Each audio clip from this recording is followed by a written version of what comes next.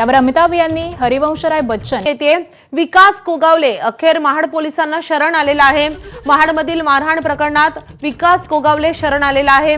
कालच सुनावणी दरम्यान कोर्टामध्ये सरकारच्या वतीने आश्वासन देण्यात आलेलं होतं की उद्यापर्यंत विकास कोगावले शरण येईल आणि त्याप्रमाणे विकास कोगावले अखेर पोलिसांना शरण आलेला आहे। गेल्या जवळपास 1.5 महिन्यांपासून तो फरार होता, तो सापडत नव्हता आणि त्यानंतर काल हायकोर्टाने या सगळ्या प्रकरणी झापलेलं होतं। राज्य सरकारची आणि त्यासोबतच मंत्र्यांची आणि मुख्यमंत्र्यांनाही त्यांनी ताशेरे ओढलेले होते आणि या सगळ्या प्रकारानंतर अखेर विकास कोगावले आज पोलिसांना शरण आलेला आहे।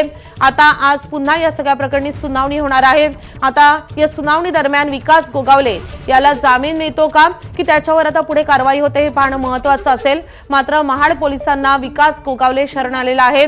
मंत्री भरत गोगावलेंचा मुलगा विकास कोगावले गेल्या अनेक दिवसांपासून गायब होता। खरं तर एका मारहाण प्रकरणी नगर परिषद निवडणुकीच्या दरम्यान झालेल्या मारहाण प्रकरणी त्याचा शोध पोलिसांकडून घेतला जात होता, मात्र तो सापडत नव्हता आणि त्यावरूनच हायकोर्टानं पोलिसांची त्यासोबतच भरत गोगावलेंची आणि त्यासोबतच गृह खात्याची देखील कानउघाडणी केलेली होती की इतके दिवस झाले तरी तो कसा सापडत नाही।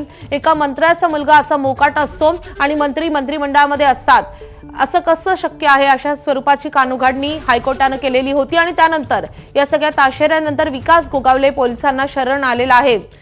आता आज या सगळ्या प्रकरणी नेमकं काय होतं, विकास कोगावलेला जामीन मिळतो का की आता त्याच्यावर पुढे कारवाई होते हे पाहणं महत्त्वाचं असणार आहे। मात्र विकास कोगावले, मंत्री भरत गोगावले यांचा मुलगा विकास कोगावले हा पोलिसांना शरण आलेला आहे।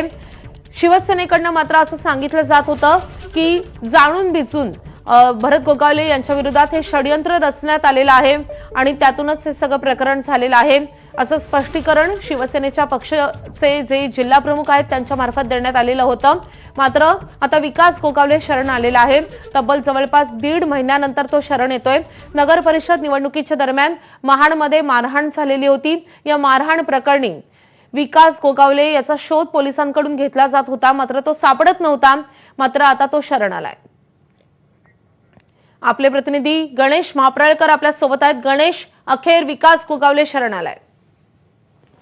येस, आपण बघितलात तर जो 2 डिसेंबर रोजी नगरपालिकेच्या निवडणुकी दरम्यान राष्ट्रवादी आणि शिवसेनेचे विकास गोगावले यांच्यामध्ये जो राडा झाला होता, त्या प्रकरणामध्ये परस्पर दोन्ही कार्यकर्त्यांवर जो गुन्हा दाखल झाला होता, त्यानंतर 1 महिन्याहून अधिक काळ उलटून देखील ज्यांच्यावर गुन्हा दाखल झाला होता, मुख्यतः मंत्री भरत गोगावले यांचे सुपुत्र विकास गोगावले असतील किंवा त्यांच्यासहित अन्य दोन्ही पक्षाचे पदाधिकारी असतील, यांना पोलीस आहेत ते शोधत होते आणि त्याच्यानंतर काल मुंबई उच्च न्यायालयाने देखील राज्य शासन असेल, मुख्यमंत्री असतील, पोलीस असतील यांच्यावर ताशेरे ओढले होते आणि त्याच्यानंतर हे जे आरोपी आहेत ते हजर झाले नाही तर त्याचं योग्य उत्तर द्यावं लागेल अशा पद्धतीचं मुंबई उच्च न्यायालयानं हे ताशेरे मारले होते। त्याच्यानंतर आता विकास गोगावले थोड्याच वेळापूर्वी महाड पोलिसांसमोर शरण आलेले आहेत।